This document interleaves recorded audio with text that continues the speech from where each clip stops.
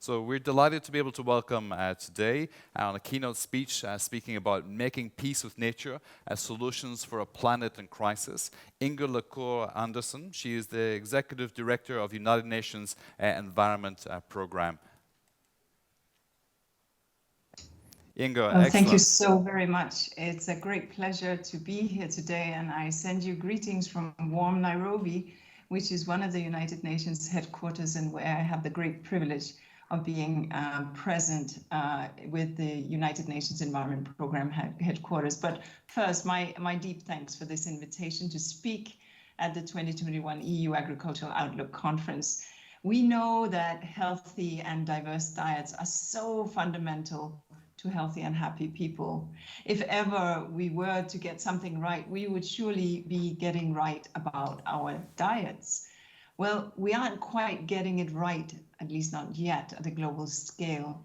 People are increasingly consuming unhealthy and processed foods, and they are increasingly narrowing their diets. And meanwhile, we produce and consume food. The way we do that is driving what we speak of as a triple planetary crisis: the climate crisis, the biodiversity and nature loss crisis, and the pollution and waste crisis. Humanity has altered about 75% of the world's terrestrial habitats and 2/3 of the oceans to provide food, feed, and fiber. And these changes to the environment are already causing risk to food producers themselves, both within the EU, but certainly also elsewhere. And thus, only a complete transformation in food systems will allow us to provide food in equitable ways that don't jeopardize the life of the planet. But before we get into how to do that and how the EU's Common Agricultural Policy, or CAP, fits in, let's perhaps review just some of the ways that our food systems drive the triple planetary crisis. First, at a time when we are working towards a new global biodiversity framework, we have to recognize that agriculture is a major driver of nature loss. And I say this not in 1 second wanting to blame the farmers. The farmers, after all, are those that help feed us. But it's the systems we need to talk about. And here, agricultural expansion accounts for around 70% of the projected loss of terrestrial biodiversity. And the loss of nature increases the risk of emergence of zoonotic diseases such as COVID-19 and many others. Biodiversity loss applies within agriculture and fisheries is also a major issue.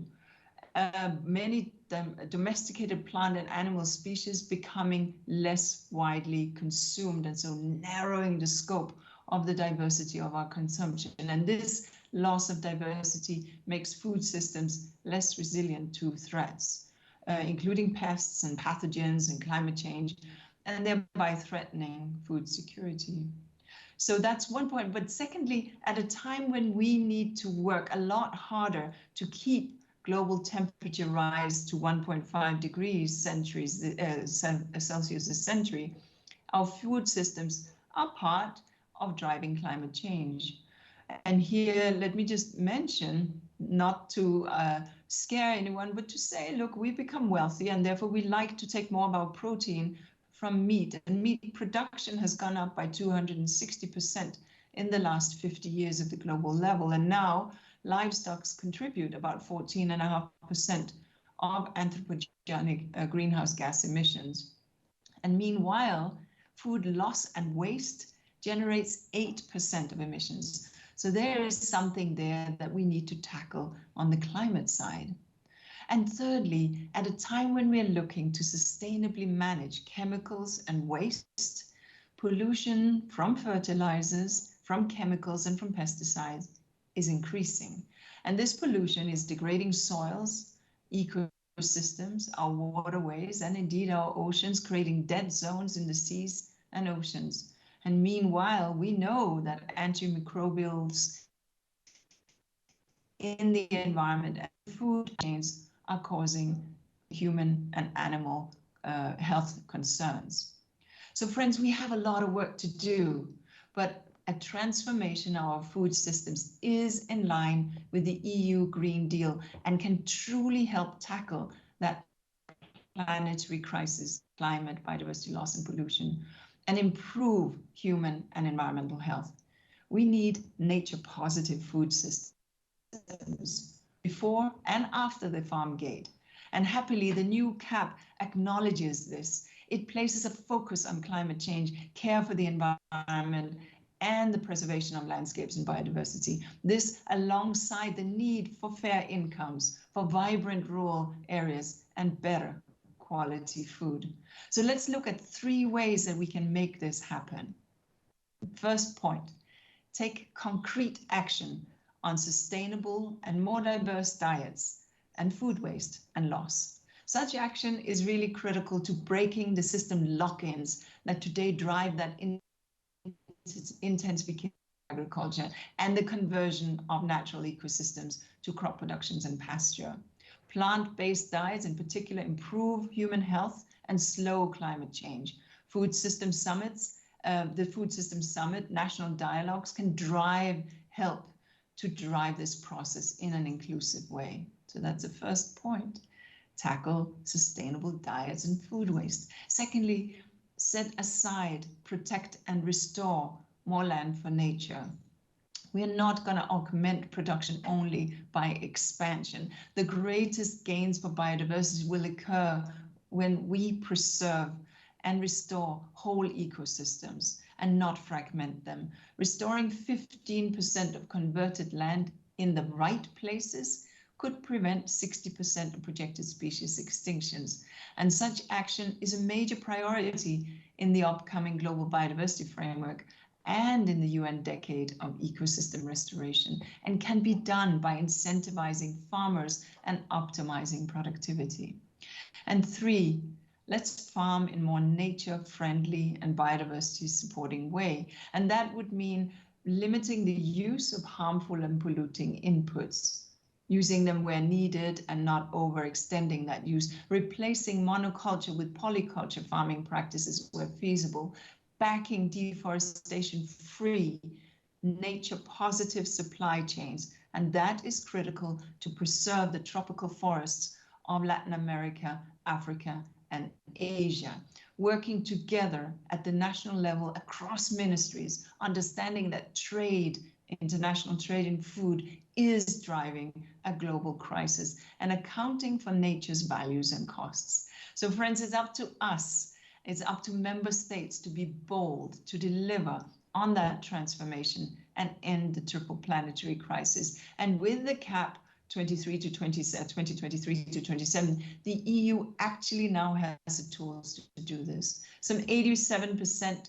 of support to agricultural producers, approximately 550 billion per year, includes measures that are inefficient, inequitable, distort food prices, and frankly, hurt people's health and degrade the environment. You can define the weight of how you allocate direct support to farmers. Some 40% of the CAP budget is earmarked for direct payment.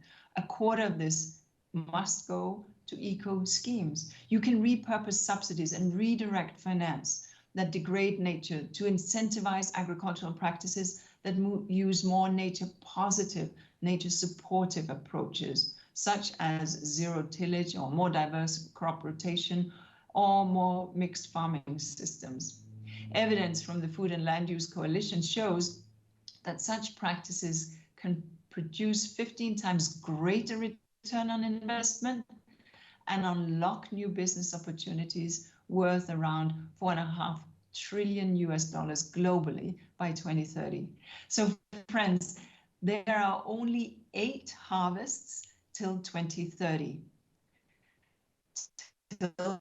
We need to reach the sustainable, reduce our clock is ticking, but EU member states can become global leaders in sustainable agriculture via their national strategies. They can become global leaders by embedding action on agriculture in every process, from the Paris Agreement to the Global Biodiversity Framework to the UN system on ecosystem restoration. I urge you to use the CAP wisely, to provide food that is priced fairly and contributes to sustainable development, to provide food that is good for the planet, good for consumers, and good for farmers, and to back thriving rural communities, which are critical to social cohesion and to sustainable urban living.